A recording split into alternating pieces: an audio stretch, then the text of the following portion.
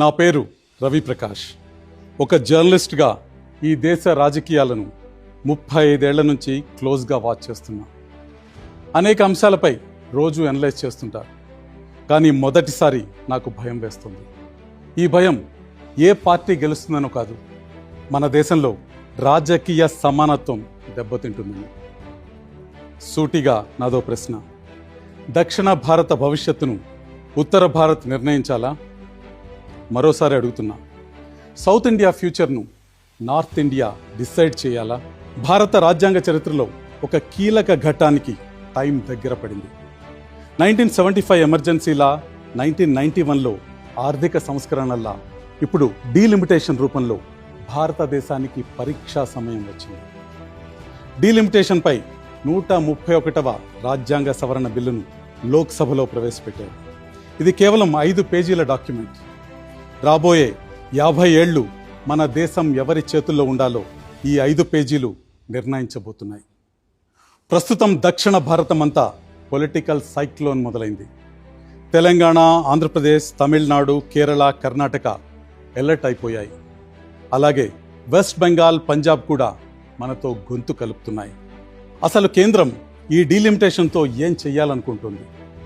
543 లోక్సభ స్థానాలను 850కి పెంచాలని డిసైడ్ అయింది. ఇదే కాకుండా మహిళలకు 33% రిజర్వేషన్లపైన మరో బిల్లు ప్రవేశపెట్టింది.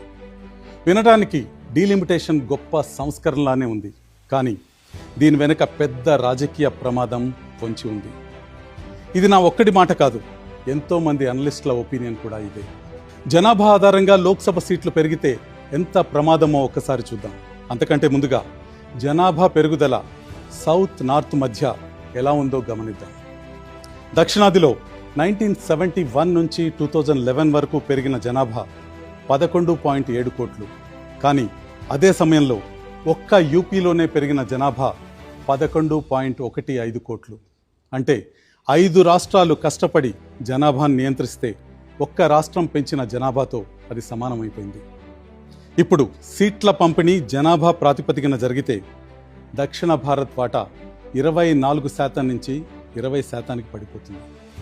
ఉత్తర భారత్ వాటా 33% నుంచి 38%కి పెరుగుతుంది. దీని అర్థం ఏంటి? దక్షిణ భారత్ మద్దతు లేకున్నా కేవలం ఉత్తరాది ఓట్లతోనే ఢిల్లీలో చక్రం తిప్పొచ్చు. అసలు దక్షిణ భారతం ఏం తప్పు చేసింది?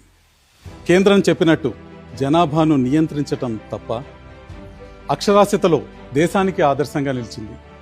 ఆర్థికంగా ఎదిగి దేశానికి ఎక్కువ పన్నులు కడుతుంది. మరి ఇందుకు దక్కే ఫలితం ఏంటి? పార్లమెంటులో మన గొంతు నొక్కేయటం. అంటే బాగా పనిచేసినందుకు మనకు దక్కేది బహుమతి కాదు, శిక్ష. దక్షిణాది నిజాయితీకి పడిన శిక్ష ఇది. డీలిమిటేషన్తో తమిళనాడు సుమారు 11 సీట్లు కోల్పోయే ప్రమాదం ఉంది. తెలుగు రాష్ట్రాల బలం కూడా తగ్గిపోతుంది. మన కోసం పోరాడే గొంతులు పార్లమెంట్లో తగ్గిపోతే ఇక మన సమస్యలు ఎవరికి చెప్పుకోవాలి? ఈ డీలిమిటేషన్కు కమిషన్ నియమించేది కేంద్రమే. ఇందులో దక్షిణ భారతదేశానికి ప్రాతినిధ్యం తక్కువే ఉంటుంది. కమిషన్ నిర్ణయాలపై కోర్టులకు వెళ్లే ఆస్కారం కూడా లేదు. అందుకే రేవంత్ రెడ్డి, స్టాలిన్, సిద్ధరామయ్య లాంటి నేతలంతా ఇప్పుడు రోడ్డెక్కుతున్నారు.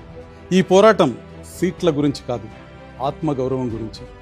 అన్ని రాష్ట్రాలు సమానంగా ఉన్నప్పుడే ఈ దేశం బలంగా ఉంటుంది. ఒక ప్రాంతంపై మరో ప్రాంతం వాళ్ళు రుబాబు చేయటం మొదలైతే అది దేశ సమగ్రతకే ప్రమాదం. దక్షిణ భారత పౌరులుగా మనమందరం ఆలోచించాల్సిన సమయం వచ్చింది. ఇప్పుడు కనుక మౌనంగా ఉంటే చరిత్ర మనల్ని క్షమించదు. జై హింద్.